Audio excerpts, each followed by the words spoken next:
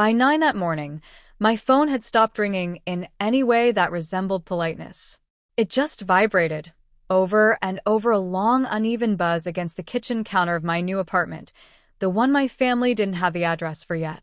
I let it go until I finished my coffee, out of something that wasn't quite spite, more like curiosity, with excellent posture.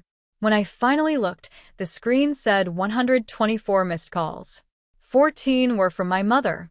6 were from a caterer I didn't recognize the number of, which told me things had already gotten bad enough that strangers were involved. I want you to understand something before I tell you how we got here. Every single one of those calls existed because for 11 years, they told me I wasn't needed.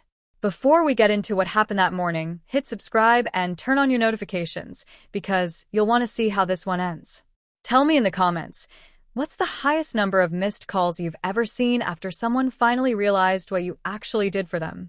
Welcome to Revenge Stories Narrated, where family betrayal meets inevitable justice and karma always collects its debt. My name is Marisol. I'm 32, and until 3 months ago, I ran the back office of my family's catering business, Vega Family Catering, which my parents built over 22 years into something that cooks for 400 people at a wedding without anyone in the kitchen having a nervous breakdown. My title, unofficially, was the one who does the boring stuff. Officially, I had no title at all because my brother Tomas and my sister Inez ran the real parts, the cooking and the client meetings, and I did the invisible parts, permits, supplier contracts, staffing schedules, the vendor relationships built over a decade of remembering everyone's kids' names. My mother, Carmela, has said, "You're not really needed here. You just like feeling important," to me at least once a year since I was 21, usually at a family dinner, usually when I mentioned being tired. My father, Alberto, never said it himself, but he never once corrected her either, which after a while starts to sound like agreement wearing a quieter voice. 2 years ago, when I asked about getting a real salary instead of the informal cut I'd been getting since college, Tomas actually laughed, and said the business ran fine before I started playing office, conveniently forgetting the 18 months right after I started when 3 suppliers had already dropped us over unpaid invoices nobody had been tracking. I didn't bring it up again. I told myself the recognition would come eventually, on its own, the way you tell yourself a lot of things when leaving feels harder than staying quiet. The specific moment something in me went cold was smaller than you'd expect.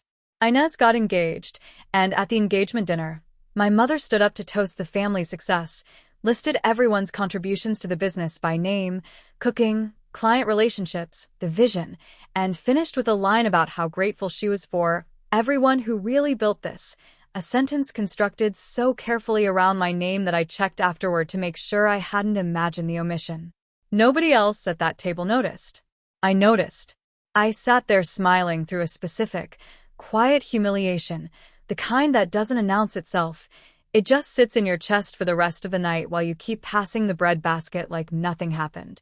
3 weeks after that dinner, I found out by accident that Tomas had been quietly interviewing a bookkeeper from a placement agency just to see what's out there, he told Inez, in a text I wasn't supposed to see on a shared family tablet. They were pricing out replacing the boring stuff, the same boring stuff they told me repeatedly nobody needed. That's when the cold feeling turned into a plan instead of a wound. I didn't confront anyone. I sat with it for 2 days, the way you sit with a diagnosis before deciding which doctor to call next.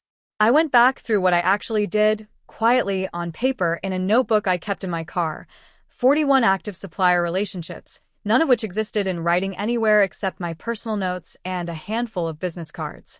Every recurring health permit renewal date, tracked only in my head, and a calendar app on my personal phone, not the shared business one.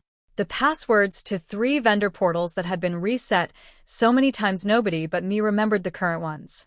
22 years of a business running on infrastructure that existed almost entirely inside one person nobody thought was necessary.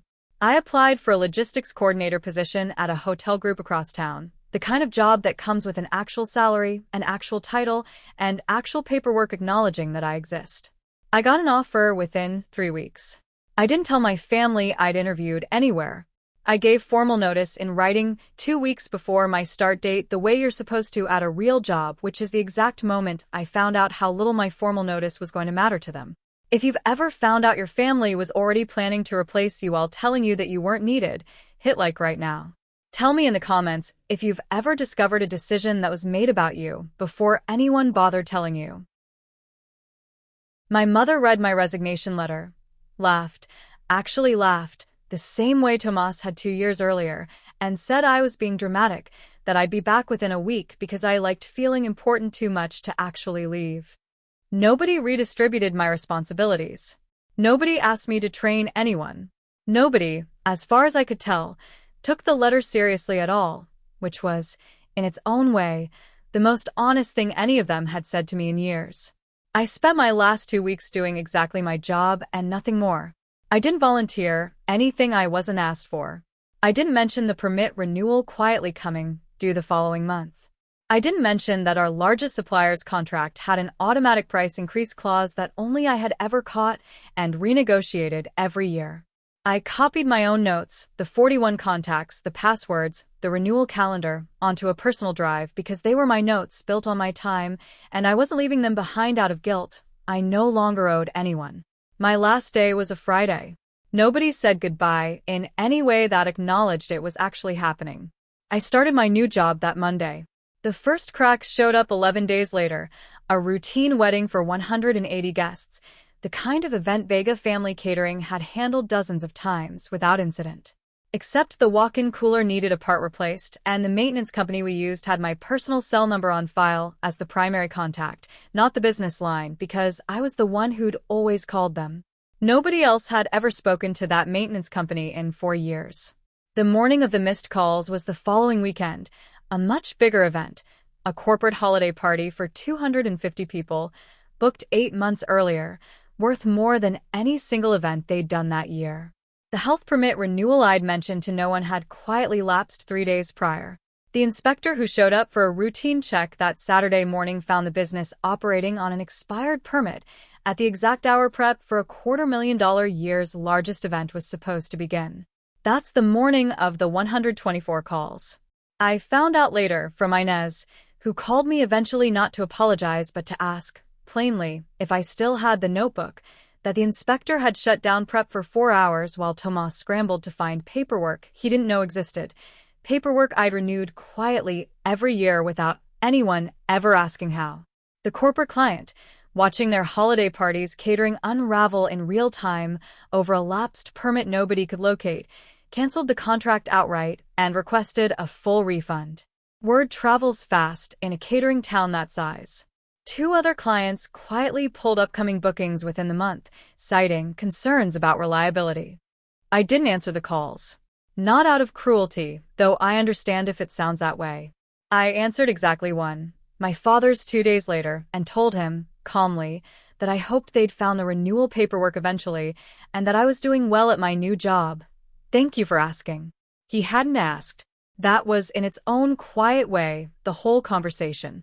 Vega Family Catering is still open, smaller now, rebuilding a reputation that took a real hit that season. My mother has never apologized directly, not in so many words, but she stopped saying I wasn't needed because a business 2 clients lighter and 1 permit inspection poorer isn't an argument you can win by repeating an old line. My father called me on my birthday this year and asked for the first time in longer than I can remember how my actual job was going and meant it. I'm not going back. I like my new title. I like that it's written down somewhere official, in a system that isn't just my own memory and a notebook in my car. I got a small raise last month for restructuring a vendor contract nobody else on my team had noticed was inefficient, and I framed the approval email, half as a joke, half not.